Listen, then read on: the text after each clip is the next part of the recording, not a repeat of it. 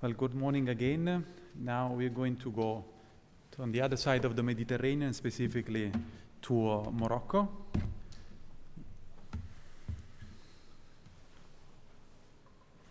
Can you see anything up there? Yes. Okay, now I can see something myself.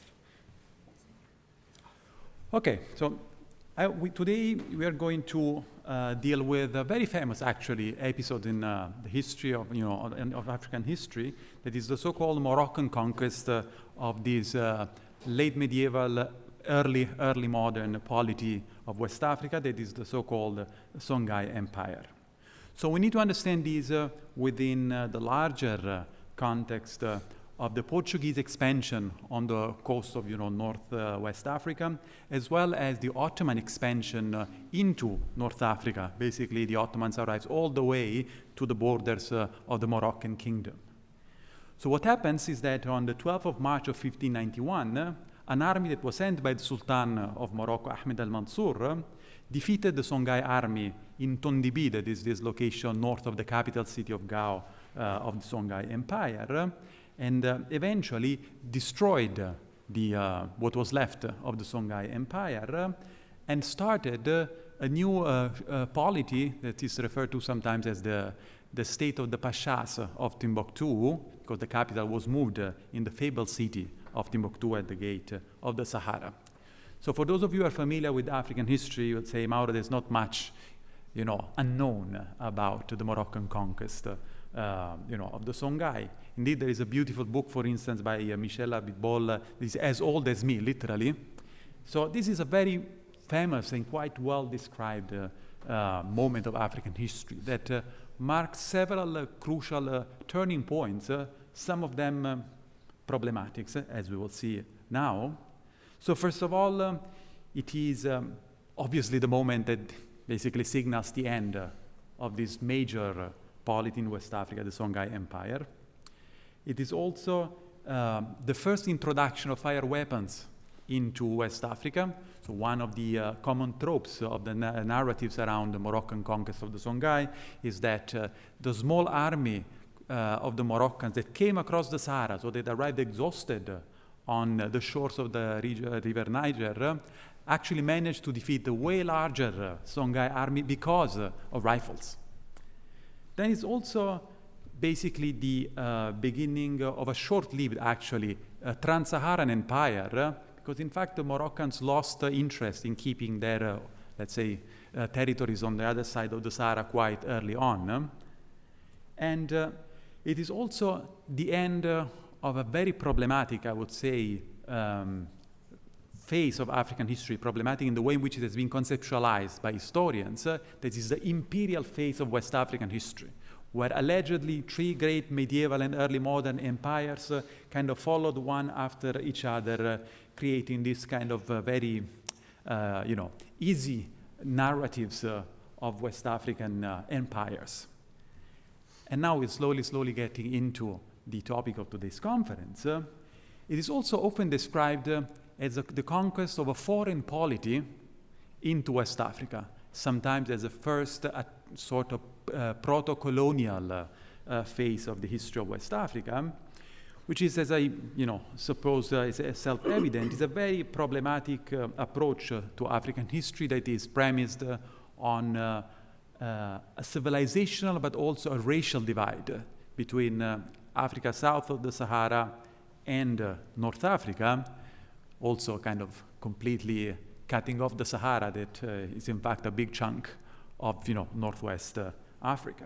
So how Said and I were going to contribute to the conference and to what we know about the history of the Moroccan conquest of North Africa. So during our research, we found at the Royal Library in Rabat this quite beautiful manuscript that is not that long. It's basically 8 pages. And I'm not going to read the title in Arabic. It's a sort of a royal statement by the king of Morocco, Ahmed al-Mansur, that informs the people of Fez, one of the main cities of Morocco, of the conquest of what in the letter is described as the land of the black, the Bilad al-Sudan that figures in our title. But this letter is not written by the ruler of Morocco. It is in fact composed by, said something going on here, just give me a second, by the head of the royal chancery of, I cannot skip this now. Do you see the updates on the screen? Or it's fine? Yeah, it's okay. Oh, okay, that's good.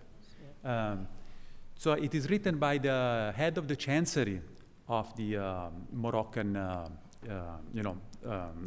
state. Al-Fishtali was also a poet, a historian, and a very famous intellectual of his time. This is a letter that I can. Heather, you need to help me out because it doesn't go on anymore, so I'm stuck on this slide now. Yeah. So this letter is composed immediately after the Moroccan conquest of the Songhai Empire in basically on the 1st of June of 1591. So just a couple of months after the Moroccan conquest. I'm just gaining time to see if we can fix it. The source we present is a manuscript from the Royal Library of Rabat, Morocco. The copyist, whose name is not mentioned, claims to have reproduced the document directly from the original manuscript written by the hand of Abdelaziz al-Fashtali, the writer of the text. So Abdelaziz al-Fashtali was the one who wrote the majority of the royal documents since he joined the chancellery of the Crown Prince Al-Ma'mun in 1592, before becoming close to Ahmed al-Mansur and his official historiographer and then the superior minister of letters. This document is not a letter, as one might think, with a sender, Ahmed al-Mansur, and a recipient, the descendant of the prophet, jurisconsult, and all the notables of the city of Fas. It's rather a royal statement addressed to the entire kingdom by the Moroccan Sultan. It was written on June 1st, 1591. So Abdelaziz al-Fashtali, in his book Manahil al-Safa, presents it as follows. Ahmed al-Mansur wrote to the all regions and countries of the kingdom to announce to them the conquest and the good news.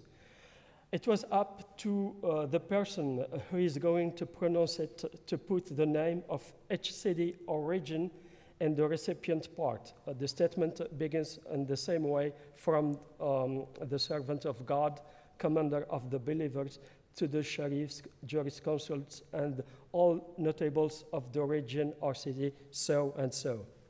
So what does this royal statement contain? This is a relatively long text for a simple announcement. It lives in the case of the manuscript from the Royal Library. Ahmed Mansour begins by rejoicing in the superiority of Islam over other religions and of his dynasty, the Saadians, over all other dynasties, nations, and peoples, a dynasty that defeat all its enemies, whether yellow or black skin, Portuguese, Spanish, Sub-Saharan Africans. He recalls that no other sovereign from all dynasties combined in the Maghreb had dared to tackle the conquest of the south, the furthest extremity of inhabited lands, as he calls it. It was in the realm of the impossible, the unachievable. The Sahara is described as an exaggeratedly impossible barrier. Its extreme heat boils heats and melts souls. Its sun descends so low above the heads that one can touch it with the hand. Walking in this desert is like being consumed by the flames of hell, he writes. In addition to this, one must add all the military equipment, cannons, rifles, ammunition, along with animals, food, water, etc., etc. Despite all these, and despite the warnings, reluctance, and contrary opinions of the scholars and notables consulted, Ahmad al-Mansur asked for the help and advice of God and decided to embark on the conquest of Bilad al-Sudan. He describes the preparations of the army, composed of the largest number of soldiers ever assembled in history. Then the departure and the epic confrontation with the Sudanese troops, and finally the victory. Ahmad al-Mansur then describes the conquered region. It's a country unlike any other and has no equivalent in the entire universe, a collection of several regions, provinces, and kingdoms so different and varied from each other, traversed by a river from paradise, the source of waters that quench the thirst of men and beasts and yield the best of all kinds of crops.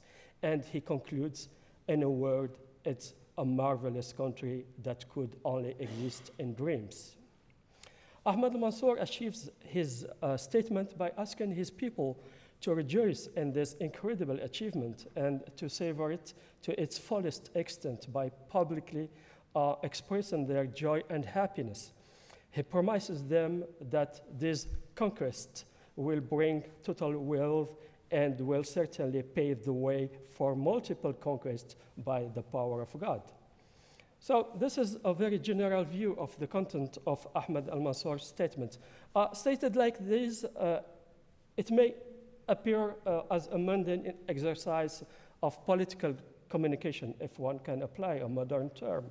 However, when we place it in the context of its drafting, and especially when we closely examine the terms and expressions used, we find ourselves before a document that highlights a particular aspect of the conquest of Bilad al-Sudan, especially regarding the theme of our conference. Before putting his plan into action, Ahmad al-Mansur had consulted his staff, the clerics, the men of knowledge, the notables of the kingdom. They were all unanimous against this decision and put forward as their main arguments the fact that it's impossible for any army to cross the Sahara with so many men and equipment, and that the previous dynasties, Almoravids, Almohads, Marinids, Wattasids, had not undertaken such an enterprise during their reign, despite their power and greatness. In addition to all this, the Songhai Empire was Dar al-Islam, land of Islam. The rule and norm is that Muslims should not invade and subjugate another Muslim state. Although the episode of the Desert Crossing illustrates the contradictory and exaggerated nature of certain facts, it's also one of the examples of the supernatural aspect that Ahmad al-Mansur tried to surround this expedition with. The conquest of Bilad al-Sudan, from its conception to its realization, is placed under divine inspiration, assistance, and protection. The decision to launch the expedition was made after istikhara, a request for guidance and counsel from God. And as a result, the soldiers of God, as Ahmad al-Mansur calls them, supported by unseen forces, were able to overcome all material and human obstacles and conquer this wonderful country. However, this wonderful country is described throughout the text as a black country populated by black people. It's not just a simple chromatic description. It's the personal thought, the vision of black people, and the prejudice of Ahmad al-Mansur that are subtly conveyed. Throughout the statement, Bilad al-Sudan, land of the blacks, is the only term used to refer to the Songhai Empire, and not at all in the geographical sense of the time. The inhabitants are only referred to as Sawadin, blacks, and nothing else. There is no allusion to the fact that the inhabitants were Muslims either. Even Askia Ishaq is never referred to by his own name, but by the disdainful term Ashaqi, the miserable one. The reference to black color and darkness, and in contrast to clarity and light, is omnipresent in this text. Ahmad al-Mansur takes pleasure in recalling that Bilad al-Sudan was a land where a black darkness reigned until the light of conquest arrived and pierced it. A light that did not prevent the Moroccan sovereign from persisting in his belief that a black man is a slave and a slave is a black man. God, he writes, allowed the white swords of our Saadian army to subdue our yellow enemies, Safriya, and our black slaves, Abid Sudaniya, and allowed the lights of our caliphate to pierce the black darkness that reigned in the south. Describing the Battle of Tondibi that opened the gates of Bilad al-Sudan to the Saadian armies, Ahmad al-Mansur recounts that the miserable Askia and his troops fled, pursued by the spears and swords of the soldiers of God, who crushed them in a manner that made the mountains tremble and turned here white with terror. The miserable ones continued to be massacred relentlessly. Our swords mowed them down and left them squatted on the ground like the fruits of a harvest. God offered these blacks to our soldiers as loot. Although he gave an idyllic, albeit phantasmagorical image of Bilad al-Sudan, especially after it came under Moroccan domination, Ahmad al-Mansur kept the same point of view regarding the inhabitants of the country, the indigenous. He reduced them to a single identity, that of blacks, what Ibrahim Matioub calls identité chromatique, a color identity, and a single status, that of slaves or captive. At certain moments in the story, he establishes a synonymy between Sawadin and Abid, blacks and slaves, and sometimes he excludes them from the landscape. Thus, he writes, our soldiers, very numerous, have settled in all corners of the country. They have become the occupants of a territory so vast that no expression can define the extent. The usual abode of every traveler, the path through which all the descendants of Adam pass, maybe all except the original occupants, the blacks, like a desire to rid the country of its indigenous people or to make them invisible. You conclude? Yeah. So basically, what is this telling us, this letter telling us? So I think what is important for us to understand is that the royal statement is not really a kind of a testimony of some kind of static and essential divide between, an Arab Morocco or a black West Africa, or we cannot say that this is what the document shows us. What the document definitely shows us is that basically the royal statement brings us a discursive construction that is rooted in a specific context of this late 16th century Moroccan, and acknowledges basically what Bruce, there in the back, described, is that the interesting question is not the perception of difference per se, but the ways in which this difference was rationalized into larger ideologies that organize social and political. I think there's something missing. It should be distinctions. If I remember, I'm quoting by Art. But it's also very important, I think, because the royal statement should not be or cannot be, we cannot push it to see like some kind of positive evidence of this kind of racialized relationship between Morocco and West Africa, but clearly shows how pre-existing tropes about race, specifically how the blackness is in this particular context associated with perpetual inferiority and the status of basically of slaves that Said discussed while presenting the letter. So can be always tapped into, resorted to, in favor of a specific political project, like in the case of the Moroccan conquest of the Songhai Empire, especially when such political project is highly questionable. It has been questioned, the project of Ahmed al-Mansur, by the own intelligentsia, the Moroccan intelligentsia, who basically was questioning the legal validity of such conquest of another Muslim polity. So you need another justification, another explanations. And here is where these racial tropes come in and are employed to basically erase the Islamic nature of the Songhai Empire and reduce it to basically the chromatic identity of the enslavable blacks. Thank you very much.